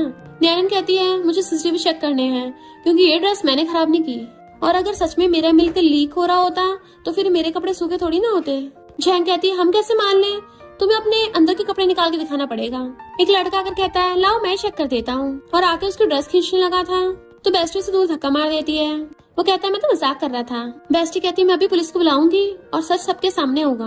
मैनेजर कहता है तुम किसे धमकी दे रही हो, उसका फोन छीन लेता है। वो अपना फोन वापस छीनने लगी थी, नैना उसकी हेल्प करने वाली होती है पर झैंग उसे पकड़ लेती है और वो उसे नीचे गिरा के उसे बुली करने लगी थी तो नैना उसे धक्का मार देती है। झैंग गुस्से में तूने मुझे गिराया और वेस्ट उठा के उसके सिर पे मारने लगी थी। बेस्ट उसे बचाने के लिए भागती है बट उससे पहले मिस्टर गुशन आकर झैंग का हाथ पकड़ लेता है और उसे धक्का मार के भुड़का देता है। देन उसके बॉडीगार्ड्स ने उसको पकड़ लिया था, वो उसे देखने लगी थी तो मिस्टर गुशन उसे पकड़ के खड़ा करता है तो भागकर जाकर अपनी बेस्टी को खड़ा करती है। बेस्टी एकदम हैरान थी प्रोफेसर को। नैना उसको बताती है कि ये लोग बोल रहे हैं मैंने इनके कपड़े खराब किए पर मैंने नहीं किए। झैंग और मैनेजर को मिस्टर गुशन की आइडेंटिटी नहीं पता होती, वो लोग उसको पुअर समझ रहे होते और कहते हैं तुम लोग उन ड्रेसेस का प्राइस ही नहीं पे कर पाओगे। मिस्टर गुशन कहता अच्छा बताओ कितने चाहिए। नैना कहती है जब मैंने कपड़े गंदे नहीं किए तो हम पैसे क्यों दें। पर मिस्टर गुशन हाथ पकड़ के उसको शांत करता है और कहता है बताओ वो सारे ड्रेसेस कितने किए हैं। बेस्टी नैना को पीछे खींच के धीरे से पूछती है तुम्हारा प्रोफेसर कू के साथ क्या रिलेशनशिप है और ये तुम्हारे लिए पैसे देने को तैयार क्यों हो रहा है। नैना कहती है कि ऐसे सच में लगता है कि मैंने कपड़े गंदे किए हैं इसलिए एम्बेरसमेंट के मारे पैसे दे रहा है। मैनेजर कहता 5 मिलियन। बेस्टी हैरान, झूठ बोल रहा है। नैना उसे देने से मना कर रही थी बट वो उसे शांत कर देता है और अपनी पॉकेट में से कुछ निकालने लगा था। नैना को लग रहा था कि इसे मुझ पर भरोसा नहीं है। मिस्टर गुशन कहता है ये रहा 5 मिलियन का चेक। तो वो लोग कहते हैं इनको बेवकूफ बनाना कितना आसान है, 5 मिलियन से हम एकदम रिच हो जाएंगे। पर झैंग जेलस हो रही होती है, इतना रिच और हैंडसम लड़का इस बेकार से नैना को कैसे मिल गया, मैं इसको इससे छीन लूंगी। और आके कहती है हैंडसम मैन ये चेक मुझे दे दो, बट वो उसे पकड़ने नहीं देता। बेस्टी कहती है ये लड़की तो सरासर प्रोफेसर के ऊपर ट्राई मार रही है। जैसे झैंग मिस्टर गुशन को टच करने वाली थी वो पीछे हो जाता है और उसका बॉडीगार्ड पकड़ लेता है उसको। बेस्टी गुस्सा जाता है कितनी शेमलेस है, मन कर रहा अभी कभी से सबक सिखा दूं। नैना ने बस ये सोच रही थी कि प्रोफेसर को ऐसा कर क्यों रहा है, क्या मैं उसके लिए इतनी एम्बैरेसिंग हूँ। पर मिस्टर गुशन कॉल कर कहता है अभी 5 मिनट में पहुंचो। इधर हम देखते हैं उस मॉल का जो बॉस होता है उसका असिस्टेंट भाग के बताता है कि मिस्टर गुशन बाकी कंपनियों के साथ मिलके हमें बैंकरप्ट करने वाला है क्योंकि हमारे एम्प्लॉयज ने उसको फेंड कर दिया। तो शॉपिंग मॉल का बॉस जल्दी से भागता है। इधर मिस्टर गुशन उस चेक को जमीन पे फेंक देता है। जैसे वो लोग उठाने लगे थे उनको बॉडीगार्ड्स ने पकड़ रखा था। बेस्टी कहती है प्रोफेसर को मतलब क्या है, 5 मिलियन का चेक कैसे फेंक दिया। नैना सोचती है 5 मिलियन गू फैमिली के लिए 50 रुपए के बराबर है। मिस्टर गुशन उसका हाथ पकड़ के उसे अपने साथ सोफे पे उठा लेता है। मैनेजर कहता तुमने चेक क्यों फेंका। मिस्टर गुचेंग कहता है क्योंकि तुम्हें देने के बजाय मैंने फेंकना ज्यादा बेटर समझा। मैनेजर कहता है तुम्हें पता भी है हमारा स्टोर शहर के सबसे बड़े स्टोर में से आता है और हमारे प्रेसिडेंट और मैं ओल्ड क्लासमेट हैं, तो तुम्हें इसका भुगतान करना पड़ेगा। जैंग उसको छुड़ा के कहती है हैंडसम लड़के तुम इसके बजाय मुझे लाइन दो, इसने तुम्हें बेबी दिया है तो मैं तुम्हें उससे भी ज्यादा बेबी दे सकती हूँ। बेस्ट उठ के कहती है तुम्हारे घर पे बाप भाई नहीं है क्या, कितनी बेशरम हो, दूसरों के बंदे पर ट्राई मारती हो, जाकर अपना पहले थोपड़ा तो देख लो। प्रोफेसर को तुम्हारे जैसे को भाव भी नहीं देते। बट मैनेजर और झैंग तो अपनी पूरी अकड़ में होते हैं। तभी वहाँ पर वो शॉपिंग मॉल का बॉस आ जाता है तो वो दोनों शिकायत करने लग जाते हैं, पर बॉस उसी मैनेजर के थपड़ा मार देता है और मिस्टर गुचेन से माफी मांगने लगा था। मिस्टर गुचेन कहता तुम्हारे पास सिर्फ 3 सेकंड बचे हैं। वो 3 to 1 काउंट करता है। तभी मिस्टर गुचेन का बंदा आकर बताता है कि इस कंपनी के सारे मॉल्स हमने बैन करा दिए। तो वो बॉस पैरों में गिर के मिस्टर गुचेन से माफी मांगने लगा था। मैनेजर और झैंग भी गिर जाते हैं। मिस्टर गुचेन कहता तुम लोग पावर का यूज करके वीक लोगों को बुली करते हो, तुम्हारे साथ ये होना चाहिए। बेस्टी इस कान में कहती है प्रोफेसर गू का इन नमूनों को सबक सिखाने का तरीका बड़ा मस्त है। वैसे मुझे भी नहीं पता था कि प्रोफेसर को इतना ज्यादा पावरफुल है। अब तो इन लोगों के बचने का कोई चांस नहीं है। नैनन प्रोफेसर गू को कहती है क्या ये सही होगा। वो कहता है इन लोगों ने मेरी वाइफ को बुली किया है और गू फैमिली की यंग लेडी को बुली करने का यही पनिशमेंट होती है। नैनन कहती है पर अगर इनका बिजनेस बैंकरप्ट हो गया तो बहुत लोगों की जॉब चली जाएगी। इनके स्टोर में जो एम्प्लॉयज काम करते हैं उनके बारे में सोचो, उनकी फैमिलीज के बारे में सोचो। शॉपिंग मॉल का बॉस कहता है मिसेस को सही कह रही हैं, हमारी कंपनी हर साल चैरिटी ऑक्शन में बहुत सारे कपड़े डोनेट करते हैं, प्लीज मिस्टर गुचेंग हम पे दया करो। वो कहता है ठीक है अपनी वाइफ के लिए तुम्हें बख्श रहा हूँ, पर तुम्हें अपने प्रॉफिट का कम से कम 10% पुअर लोगों को डोनेट करना पड़ेगा। तो वो मान जाता कि मैं 100 मिलियन डोनेट करने के लिए रेडी हूँ। मिस्टर गुचेंग कहता है एक बात याद रखना, तुम्हारे इस मैनेजर और इस सेल्स गर्ल झैंग की वजह से तुम्हारा 100 मिलियन का लॉस हुआ है, तो अब ये तुम पे डिपेंड करता है कि तुम कैसे इनसे वसूल करते हो। बॉस उन दोनों को वहाँ से बाहर फेंकवाने लगा था, पर तभी नैनन कहती रुको, मुझे पूरा यकीन है ये कपड़े मेरी वजह से गंदे नहीं हुए हैं, तो पता करना है ये कपड़े कैसे गंदे हुए। यहाँ पे सीसीटीवी तो होंगे ना, तो पता चल जाएगा। बॉस का तभी चेक करवाता हूँ तो झैंग कहती है तुम इतनी इनोसेंट बनने का नाटक क्यों कर रही हो, इतनी कम एज में प्रेग्नेंट हो गई, पता नहीं कितने लड़के तुम्हें रख रहे हैं। पर तभी मैनेजर उसको थपड़ा मार देता है कि ये सब ये कर रही है, मैंने कुछ भी नहीं किया, आप गुस्सा मत करिए, मैं इसको सबक सिखाऊंगा। यानी इस मैनेजर ने तो एकदम पल्ला पलट लिया। तभी वो लोग वहाँ के सीसीटीवी चेक करते हैं जिसमें दिख जाता है कि झैंग ने उन कपड़ों पे मिलकर आया था। कस्टमर्स कहते हैं यानी कि झैंग बेचारी नैनन पे झूठा इल्जाम लगा रही थी, इसको तो पुलिस के हवाले करना चाहिए।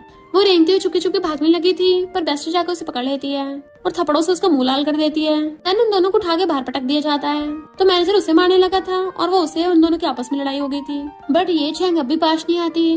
वो नैनन की कजन को कॉल कर देती है और बता देती है कि नैनन एक रिच आदमी को डेट कर रही है। नैनन कहती इन कपड़ों को फेंकने की बजाय हमें रख लेना चाहिए, बस थोड़े से गंदे हैं। वो कहता ठीक है तुम जो भी कहोगे सही होगा। बेस्टी तो एकदम हैरान हो जाती है, इसका मतलब प्रोफेसर को सच में तुम्हारा हस्बैंड है। वो कहती है एक्साइटेड मत हो, बहुत लंबी कहानी है, तुम्हें फिर कभी बताऊंगी। वो कहती कोई बात नहीं, शॉर्ट में बता दो, मुझसे वेट नहीं हो रहा। तो कहती है इनफैक्ट प्रोफेसर को वो बोल नहीं पा रही होती। तभी मिस्टर गुचेंग उसे पकड़ के एकदम से कहता है ये मेरी बेबी की मम्मी है। बेस्टी कहती इसका मतलब नैनन गू फैमिली की यंग लेडी है, फिर तो तुम्हें पूरी लाइफ मुश्किल से नहीं जीना पड़ेगा, तुम मस्त होकर जियोगी। और उसके लिए खुश होने लग जाती है। अच्छा खाना खाओगे तो मुझे भी इनवाइट करना है। वो कहती हाँ जरूर। बेस्टी कहती नैनन का अच्छे से ध्यान रखना प्रोफेसर गू, अगर कोई गलती की ना मैं तुम्हें बख्शने वाली नहीं हूँ, जस्ट बिकॉज तुम मेरे प्रोफेसर हो, चाहे जितनी मर्जी बड़ी और रिच फैमिली से हो। मेरा गुस्सा किसी के साथ भेदभाव नहीं करता। नैनन हंस पड़ती है। वो कहता है हाँ मैं अच्छे से ध्यान रखूंगा। देन वो बाय बाय करके वहाँ से भाग जाती है। तभी मिस्टर गुचेंग उसको अपना क्रेडिट कार्ड देता है। तुम्हारी बेस्टी ने बोला ना अगर मैं तुम्हारा अच्छे से ध्यान नहीं रखूंगा तो मुझे उसके मुक्के खाने पड़ेंगे। तो क्रेडिट कार्ड लेके थैंक यू कर देती है। वो कहता चलो बेबी का सामान लेने चलते हैं। फिर मिस्टर गुचेंग मॉल में जाकर कहता है सारी एक्सपेंसिव चीजें पैक कर दो। तो वो कहती है जरूरी नहीं, सारी एक्सपेंसिव चीजें सबसे ज्यादा सुटेबल हो। हमारे बेबी काफी हेयर्स है तो उसको ये वाली हेड ज्यादा सूट करेगी, हमें खुद उसके लिए एक चीज चूज करनी है। जंप सूट में अच्छे सांस नहीं आता तो ये स्कर्ट बेटर है। वो कहता है तुम हमारे बेटे को स्कर्ट पहनाओगे, तो जल्दी से उसके मुंह पे हाथ रख देती है क्योंकि बाकी लोग उन्हें देख रहे थे। तो कहती है सॉरी सॉरी, और फिर उसको धीरे से बताती है कि अब गर्मियां भी तो आ रही हैं, ऐसा थोड़ी ना वो हमेशा स्कर्ट ही पहने रखेगा, पर डायपर पहनने के लिए सही रहती है। अगर तुम बेबी की जगह होते तुम्हें नहीं अच्छा लगता। मिस्टर गुचेंग वाज लाइक ये क्या बोल रही है, और कहता है फिर ये ब्लैक वाली ज्यादा कूल लग रही है, हद से हद में ये वाली चूज कर सकता था। वो कहती है ठीक है इस वाली को भी ले लेते हैं। जैसे दोनों शॉपिंग करके घर पे आते हैं, अंकल लीन और फैंग अभी तक बैठे हुए थे। तो नैनन ज़ाओबा को खिलाने के लिए ऊपर जाने लगती है। तभी फैंग आकर उसका हाथ पकड़ लेती है। अंकल ने बोला अब हम साथ हो सकते हैं, मुझे बहुत टाइम से इसका वेट था। ये सुन के नैनन सैड होती है बट वो हाथ छुड़ा लेता है। मिस्टर गुचेंग कहता अंकल ये सब क्या है, आप ऐसा करके सिर्फ मेरी नहीं अपनी बेटी की भी डिसरिस्पेक्ट कर रहे हो, उसकी जगह किसी और को सब्स्टिट्यूट बनाना, ऐसा थोड़ी ना होता है। मैं इस एंगेजमेंट को नहीं मानता। पर अंकल इन बहुत गुस्से में थे कि मुझे नहीं पता, तुम्हारी एंगेजमेंट बस मेरी बेटी से होगी। और मिस्टर गुचेंग की फैमिली से कहते हैं तुम लोगों को याद नहीं है। तो मॉम कहती है बच्चे बड़े हो गए हैं, उनको डिसीजन लेना ज्यादा बेटर होगा। फैंग कहती है अंकल इनकी वाइफ को कितना बुरा लग रहा होगा कि आप प्रॉमिस तोड़ रहे हो। गॉड मदर मुझे लेके आई थी तो मैं उनकी बेटी की जगह तुमसे शादी करने के लिए तैयार हूँ। अगर अंकल इनकी बेटी वापस आ गई तो मैं खुद ही पोजीशन छोड़ दूंगी। नैनन बहुत टाइम से ये सब सुन रही थी और फिर आकर कहती है इसका मतलब जब अंकल इनकी बेटी आएगी तो मुझे भी रिप्लेस कर दोगे। मैं ऑर्फन हूँ, मेरे बायोलॉजिकल पेरेंट्स नहीं है, ग्रैंडमा के साथ बड़ी हुई हूँ और मेरा मिस्टर गुचन के साथ बेबी है। तो फैंग की कंपैरिजन में मैं ज्यादा सुटेबल हूँ। वो कहते तुम कैसे ज्यादा सुटेबल हो। नैनन कहती है तुम्हें मिस्टर गुचन से शादी करने की बहुत एक्साइटमेंट हो रही है, क्या तुम उससे प्यार करती हो? अगर तुम उससे प्यार करती हो फिर तो तुम इस एंगेजमेंट के लिए बिल्कुल भी सुटेबल नहीं हो, क्योंकि फिर तो अंकल इनकी बेटी के आने के बाद तुम उसको छोड़ोगी नहीं।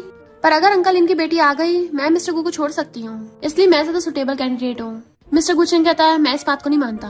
वो कहते प्रोफेसर गु मैं तुम्हारी और तुम्हारी फैमिली की बहुत ज्यादा ग्रेटफुल हूँ। इतना टाइम मेरा ध्यान रखने के लिए थैंक यू। ये सब आखिर मेरी वजह से तो हुआ है तो मुझे ठीक करना होगा। अगर मेरी वजह से अंकल इनकी बेटी की खुशियाँ छिन रही है तो मुझे उसको वापस करनी होंगी। फैंग कुछ बोलने वाली थी पर अंकल इन उसको डांट के चुप करा देते हैं और पूछते क्या तुम सीरियस हो? वो हाँ बोलने वाली थी बट मिस्टर गुचन कहता है मुझे ये बात मंजूर नहीं है। पर वो उसे हाथ छुड़ा लेती है कि अंकल इन अगर आपको लगता है मैं सिंसियर नहीं हूँ तो मैं आपकी बेटी को ढूंढने में हेल्प कर सकती हूँ। फैंग कहती है मेरे गॉडफादर ने मेरी लिटिल सिस्टर को ढूंढने के लिए अपनी पूरी फोर्स लगा दी है, पूरी न्यूज़पेपर और हेडलाइंस का यूज किया, तब भी नहीं ढूंढ पाए तो तुम कैसे ढूंढ दोगी? मिस्टर गुचेंग उसे कहता है मैं तुमसे शादी करना चाहता हूँ, तुम किसी की रिप्लेसमेंट नहीं हो। पर वो उसके हाथ हटा देती है मिस्टर गुचेन तुम और तुम्हारी फैमिली बहुत अच्छे लोग हैं, मुझे पहली बार तुम्हारे साथ रह के फैमिली जैसा फील हुआ। सिंड्रेला को प्रिंस मिलता, उससे शादी होती है, ये सब फेरी टेल्स होती है, रियल लाइफ में नहीं होता। तो इसलिए मैं मिसेस गो नहीं बनना चाहती, मैं अपनी जैसी बनना चाहती हूँ, सिर्फ जाओबाओ की मॉम। इसलिए प्रोफेसर को हमारे बीच में जो भी रिलेशनशिप है और पास्ट में जो भी हुआ सब भूल जाओ। वो उसके हाथ पकड़ लेता है ऐसा मत बोलो। तो कहती है अब मैं अपने फ्यूचर को ठीक करना चाहती हूँ, मैं स्टडी करना चाहती हूँ, हो सकता है फ्यूचर में मैं एक अच्छी टीचर बनूं या फिर अच्छी डॉक्टर बनूं, बहुत सारी पॉसिबिलिटीज है, मैं खुद पे फोकस करूंगी। फैंग मना कर रही होती है पर अंकल इन कहते हैं ठीक है मैं अपनी बेटी की जगह तब तक तुम्हें रखने के लिए तैयार हूँ। मिस्टर गुचेंग कहता है आपने अपनी बेटी को एक लव टोकन दिया था, क्या आप उसे दिखा सकते हो? जैसे अंकल इन दिखाने वाले थे तो कहते हैं अरे नहीं जल्दी जल्दी मैं घर पे भूल आया। वो कहती है उससे उसको ढूंढना आसान हो जाएगा। अंकल इन कहते हैं अभी भिजवाता हूँ। और उनके और फैंग के जाने के बाद ग्रैंडमा कहती हैं ऐसा तुम्हारे साथ बहुत गलत होगा। मॉम कहते आखिर तुम क्या चाहती हो, हमें बताओ तो सही। वो कहती जो मैंने बोला मैं वही चाहती हूँ, प्लीज आप मुझसे बार बार मत पूछिए। प्रोफेसर को अभी मैं वापस जाके अपनी स्टडी करना चाहती हूँ। तो वो कहता है ठीक है मैं सारे प्रोसीजर्स करवाता हूँ। नेक्स्ट जब वो टी पी रहा था मॉम उसके मार के कहती है इस बार नैनन के साथ कॉलेज में कुछ भी गलत मत होने देना। वो कहता हाँ मुझे पता है, मैं समझ के आऊँ। तभी नैनन भाग कर आती है मैंने बेबी को मिल्क पिला दिया है और बाकी को फ्रिज में रख दिया है, जो टाइम लिखा है उसके अकॉर्डिंग उसे पिला देना। मिस्टर गुचन पूछता है ब्रेस्ट मिल्क को फ्रिज में रखने की क्या जरूरत है? तो वो कहती है अगर मैं फ्रीज नहीं करूंगी तो क्या तुम बेबी को अपना मिल्क पिलाओगे? और ना ही मैं उसको स्कूल में अपने साथ ले जाके पिला सकती हूँ। मिस्टर गुचन को तो फंदा ही लग गया था। तो कहती है तुम्हें क्या होगा, तुम्हारा फेस तो पूरा रेड हो गया। वो कहता नहीं तो मैं कार में तुम्हारा वेट कर रहा हूँ, जल्दी से भाग जाता है। ग्रैंडमा हंस रही थी, वो पूछती है इसे हुआ क्या? तो मॉम कहती है जब से इसका जन्म हुआ है पहली बार इसने ब्लश किया है। फिर वो उसको कार में कॉलेज लेके आ रहा था। वो पूछता है तुम आज मेरी वाली क्लास लेने वाली हो? तो कहती हाँ मैंने पहले अपॉइंटमेंट फिक्स की थी पर पिछली बार गड़बड़ हो गई। तो कहता कोई बात नहीं इस बार आ जाना। जैसे उसकी कार में निकलती है बेस्टी भाग कर आती है। नैना पूछती है तुम भी क्लास लेने आई हो? वो कहती बात मत बदलो, तुम्हें क्या लगता है मंदी हूँ? प्रोफेसर गु तुम्हें छोड़ने आए? बताओ बताओ प्रोफेसर गु क्या उसमें अच्छा है? नैना कहती धीरे बोलो, अभी तो मैंने उसके साथ रिलेशनशिप पब्लिक भी नहीं किया तो किसी को पता नहीं चलना चाहिए इस बात का। तो वो ओके बोलकर अपना मुंह बंद कर लेती है और कहती है पर मैं तुम्हें मिसेस गु बुलाऊंगी। तो वो उसके मारने लग जाती है नहीं नहीं, और दोनों हंसती अंदर आने लगी थी।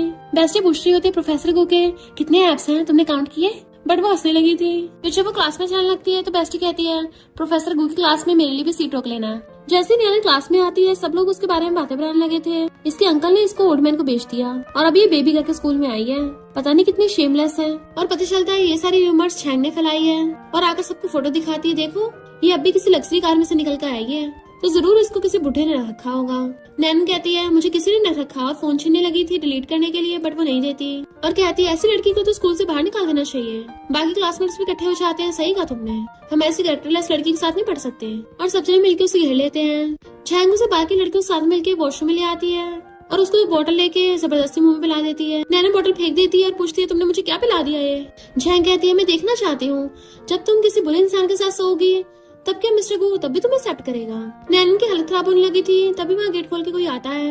इधर मिस्टर गुशन स्कूल के प्रिंसिपल से बात कर रहा था कि पिछली बार नैनन ने स्कूल में काफी कुछ सहा है, इसलिए इस बार उसका ध्यान रखना कि उसे कोई प्रॉब्लम ना हो। मैं नहीं चाहता उसे चोट लगे। प्रिंसिपल कहते हैं, मुझे लगता है तुम हमेशा से कोल्ड हो, पर सोचा नहीं था तुम उस लड़के के साथ थोड़ा डिफरेंट बिहेव करते हो। क्या तुम्हें उसके लिए फीलिंग्स है या फिर तुम बेबी की वजह से उसके साथ हो, रिस्पॉन्सिबिलिटी की वजह से शादी करना चाहते हो? वो कहता स्टार्टिंग में हमें फीलिंग्स नहीं थी, कुछ मिसअंडरस्टैंडिंग की वजह से मैंने उसको डिसलाइक किया, पर इतना टाइम उसके साथ रहने से मुझे पता चल गया वो कितनी इनोसेंट है और काइंड भी। उसके साथ रह के मुझे बहुत अच्छा फील होता है। शायद उसे अभी ये वाली फीलिंग्स नहीं है इसलिए वो ओपन अप नहीं हो रही, पर मैं टाइम और एक्शन का यूज करके उसे अपना लव प्रूव कर ही दूंगा। फिर उसके जाते ही अंकल फैंक को कहते हैं, अच्छा होगा तुम हार मान लो, वो उस लिटिल गर्ल को बहुत पसंद करता है। पर फैंक हार मानने वाली थी। बेस्टी नैनन को कॉल कर रही होती है बट उसका फोन नहीं लगता, तो वो प्रोफेसर गो से जाके पूछती है। वो कहता है, सुबह तुम लोग साथ में थे? तो कहती है, मुझे भी नहीं पता, हमारी मॉर्निंग क्लास सेम नहीं थी, हमने सोचा तुम्हारा लेक्चर हम साथ में लेंगे, पर वो अभी मिल नहीं रही, कहीं वो किसी प्रॉब्लम में तो नहीं फंस गई। तो मिस्टर गुचन खुद उसे कॉल करने लगा था, तभी फ्रैंक उसे पकड़ के खींच लेती है, बट उसे हंसना लेता है। वो कहते मुझे तुमसे बात करनी है, तो कहता है मेरी क्लास है तो मैं जा रहा हूँ। जैसे जाने वाला होता है उसको स्विच करने लगा था, क्योंकि वहाँ पे उसने इंसेंस लगा रखा था पहले से जिसमें नशा मिला हुआ था, और वो उसे सोफे पे गिरा के खुद उसके ऊपर चढ़ के बैठ जाती है। जब मैं छोटी थी मुझे लगा बड़े होके तुम मुझसे शादी करोगे, तुम उसे इसलिए पसंद करते हो ना, उसने बेबी दिया है, तो मैं भी तुम्हें बेबी दे सकती हूँ, एक बार तुम मेरे से ट्राई करके तो देखो, उस लड़की को भूल जाओगे। जैसे उसे किस करने वाली होती है वो उसे धक्का मार के दूर फेंक देता है और भाग जाके गेट खोलने का ट्राई करने लगा था, तो पीछे से चिपट जाती है। कितना गहरा नशा है, तुम खुद पे कंट्रोल कैसे कर पा रहे हो?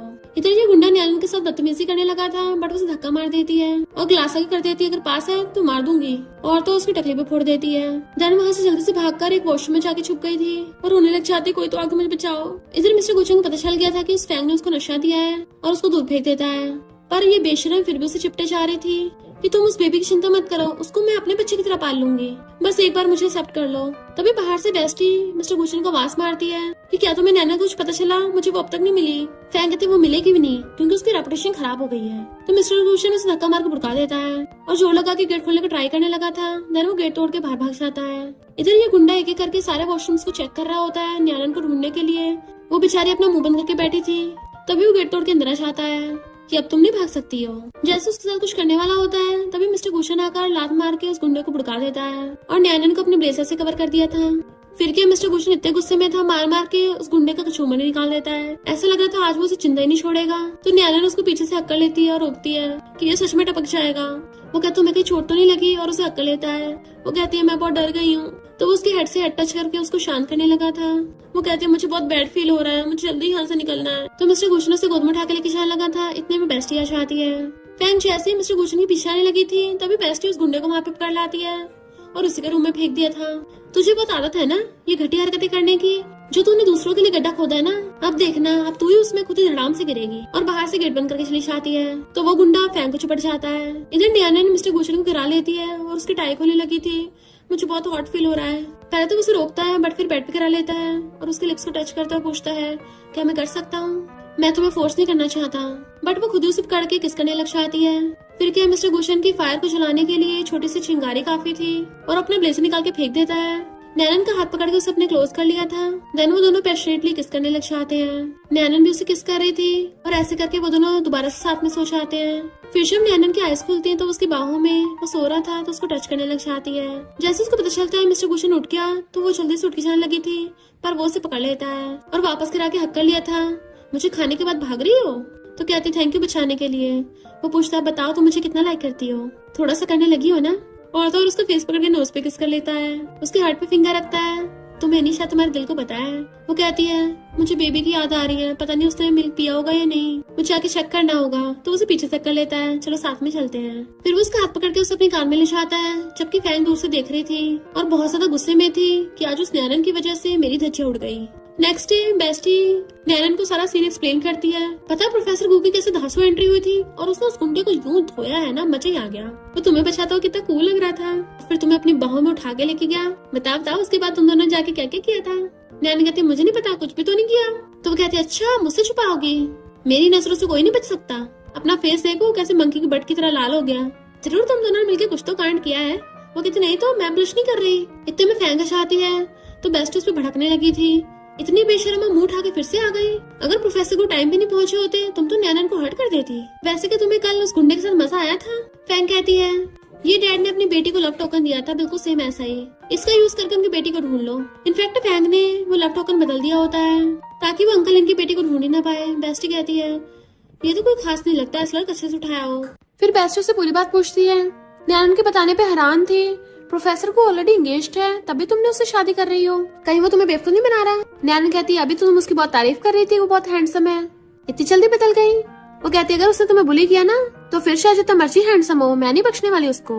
नैनन कहती है ऐसा नहीं है, वो बुरा नहीं है और ना ही उसने मुझे बुली किया, मैंने खुद ही डिसाइड किया है। वैसे भी हम दोनों के बीच में इमोशनल रिलेशनशिप नहीं है। जैसे अंकल इनकी बेटी वापस आ जाएगी मैं खुद ही उसे छोड़ दूंगी। तो कहती है तुम ही बेवकूफ जैसी हरकतें करती हो, इतनी काइंड क्यों हो तुम? प्रोफेसर गूचा से अच्छा लड़का किसी और को दे रही हो। नैनन कहती वैसे भी हमारे स्टार्टिंग में एक एक्सीडेंट था, मैं उसको एम्बैरस नहीं करना चाहती और ना ही मुझे अपने फ्यूचर पे गिव अप करना है। बेस्टी कहती है मुझे नहीं लगता कि प्रोफेसर को तुम्हारे लिए इमोशंस नहीं है, क्योंकि कल जैसे वो तुम्हारे लिए गुस्सा दिखा रहा था उसे साफ साफ पता चल रहा था उसे तुम्हारी कितनी फिक्र है। तुम तो नशे में थी, तुमने ध्यान नहीं दिया। क्या तुम्हें सच में उसके लिए फीलिंग्स नहीं है? वो सोचती कैसे फीलिंग्स नहीं होंगी। तो बेस्टी कहती है चलो कोई बात नहीं, परेशान मत हो, क्या पता तुम्हें फ्यूचर में और अच्छा लड़का मिले। चलो अंकल इनकी बेटी को ढूंढने में मैं भी तुम्हारी हेल्प करूंगी। फैंग कहती है वो तो तुम कभी नहीं ढूंढ पाओगी, असली वाला लव टोकन तो मेरे पास है।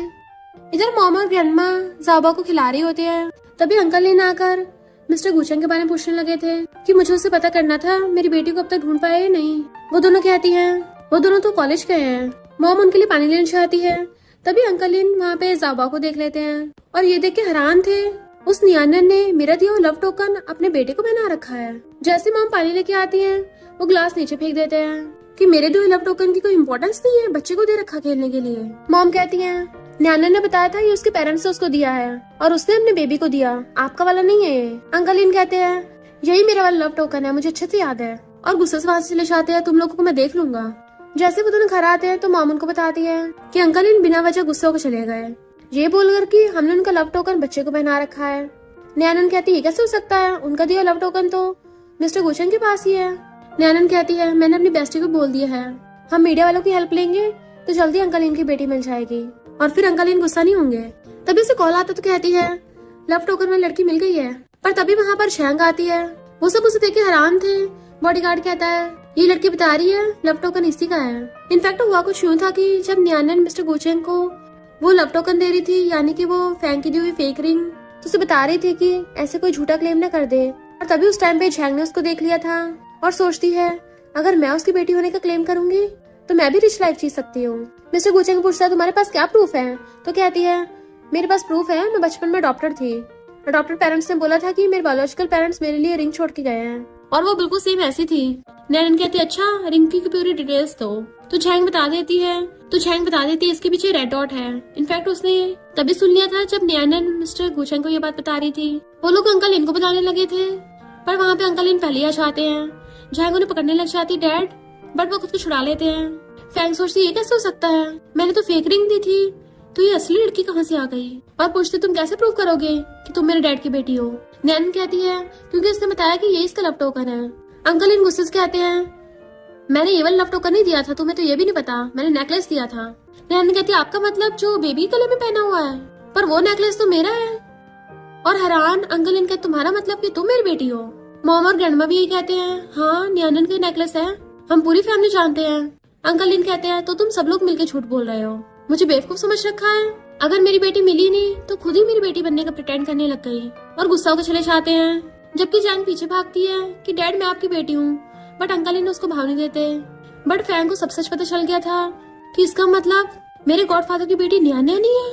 अगर मेरे डैड को ये बात पता चल गई तो वो तो मुझे घर पे नहीं रहने देंगे। फैंग आकर झैंग से कहती मुझे पता है तुम अंकल इनकी बेटी नहीं हो, पर मैं तुम्हें उनकी बेटी बना सकती हूँ और तुम लग्जरी लाइफ जी सकती हो, पर तुम्हें मेरी बात माननी होगी। और उसको लव टोकन पकड़ा देती है। इधर न्यान्या सोच रही थी कि अंकल इनका जीट पेंडेंट मेरे सेम जैसा क्यों है। पीछे से मिस्टर गुचेंग आकर उसे हक कर लेता है क्या तुमने कभी अपने बायोलॉजिकल पेरेंट्स को ढूंढने के बारे में सोचा है? तो कहती पहले सोचा था, फिर बाद में ग्रैंडमा की तबीयत खराब होने लग गई, तो फिर मैं उस समय बिजी हो गई। पर क्या तुम मेरे बायोलॉजिकल पेरेंट्स को ढूंढ सकते हो? वो कहता अगर तुम चाहो तो मैं पूरी हेल्प करूंगा। वो कहती तुम सही बोल रहे हो, भले मेरे पास लिटिल बेबी है, पर मैं फिर भी अपने बायोलॉजिकल पेरेंट्स को ढूंढना चाहती हूँ। तो वो उसे हक कर लेता है। इधर फैंग झैंग को कहती है हमारा दुश्मन सेम है तो हम दोनों को हाथ मिला लेना चाहिए, पर एक शर्त पे, तुम्हें मिस्टर गुचेंग की शादी मुझसे करानी होगी। वो भी मान जाती है। फिर फैंग झैंग को पकड़ के अंकल इन के पास लाती है कि डैड आपकी बेटी मिल गई है। वो कहता है तुम भी उनके साथ मिलकर मुझे धोखा दे रही हो। तो कहती नहीं तो ये पेंडेंट इसी के पास निकला। झैंग आकर उनका हाथ पकड़ लेती है। मेरे डॉक्टर पेरेंट्स ने बताया था कि ये नेकलेस बचपन में मेरे गले में था और उनकी बेटी बनने के नाटक करने लगी थी। तो वो खुश होने लग जाते हैं और पूछते हैं तुम कहाँ मिली थी। फैंग ने उसको बता रखा था। तो कहती ट्रेन स्टेशन पे। डैड कहते हाँ मेरी बेटी वहीं पे खोई थी। झैंग पूरा हुलिया बता देती है क्योंकि फैंग ने उसको ऑलरेडी बता रखा था। डैड सच में उसको अपनी बेटी समझ लेते और हक करने लगे थे। मिस्टर गुचेंग न्यानन को हाथ पकड़ के लेके आता है। वो कहती यकीन नहीं होता जिन बायोलॉजिकल पेरेंट्स को मैं इतने टाइम से ढूंढ रही थी वो तुम्हारे टीचर निकलेंगे। वो कहता है मेरी और अंकल इनकी बेटी के बचपन से एंगेजमेंट तय है। इसका मतलब हमारी तो डेस्टिनी कनेक्टेड है। तुम्हें स्माइल करना चाहिए। और उसको कॉल आता तो कहता है मैंने डीएनए टेस्ट करवाया है उसका रिजल्ट आ गया। तो पूछती क्या रिजल्ट है। वो कहता है अभी हॉस्पिटल जाके रिपोर्ट लेके आता हूँ तब तक तुम अंकल इनसे बात कर लो। न्यानन जैसे अंदर आती है पूछती यहाँ क्या चल रहा है। फैंग कहती तुम सही टाइम पे आई हो। डैड को अपनी बेटी झैंग मिल गई है। ये जेट पेंडेंट इसी के पास निकला। झैंग अंकल से शिकायत करने लग जाती है इस लड़की ने शॉपिंग मॉल में मेरी बहुत इंसल्ट की थी। डैड आप मेरे लिए इसे बदला लो। अंकल इन कहते तुमने मेरी बेटी को बुली किया। वो कहती नहीं तो पहले इसने मुझ पे झूठा इल्जाम लगाया था। और झैंग आकर उसको थप्पड़ मार देती है। अब मुझे मेरे बायोलॉजिकल डैड मिल गए हैं तो तुम मुझे बुली नहीं कर सकती। फिर उसके कहने पे नौकर आकर पकड़ के गिरा देते हैं। अंकल इन कहते कुछ ज्यादा नहीं हो रहा। तो झैंग कहती है डैड आपको नहीं पता इसने मेरी कितनी इंसल्ट करी थी। वो भी बहुत सारे लोगों में मेरी वीडियो बना के रिकॉर्ड करी थी और मेरे सिर पे वेस्ट से भी मारा था। तो फैंग उसको वेस्ट पकड़ा देती है लो तुम भी अपना बदला ले लो। पर जैसे वो मारने वाली होती है तभी मिस्टर गुचेंग आकर हाथ पकड़ लेता है उसका। उल्टा उसे मार के भुड़का देता है। फिर वो न्यानन को पकड़ के खड़ा करता है तुम ठीक तो हो ना। वो कहती है ये झूठ बोल रही है मैंने इसको बुली नहीं किया था तुम बताओ ना इनको। अंकल इन कहते तुम भी इसकी हेल्प कर रहे हो और मेरी बेटी को बुली कर रहे हो। झैंग इनोसेंट बनने का नाटक करने लग जाती है। फैंग कहती मिस्टर गुचेंग तुम्हें पता नहीं है कि झैंग मेरे गॉडफादर की बायोलॉजिकल बेटी है। मिस्टर गुचेंग कहता है अंकल इन आपने इस झूठी को एक्सेप्ट कर लिया। ऐसी घटिया कैरेक्टर की लड़की आपकी बेटी कैसे हो सकती है। और न्यानन से पूछता है वाइफ इसने तुम्हें 2 बार मारा ना। और गुस्से से जाके झैंग के दे दनादन 2 थप्पड़े मार देता है जिससे वो बुड़क के नीचे गिर गई थी।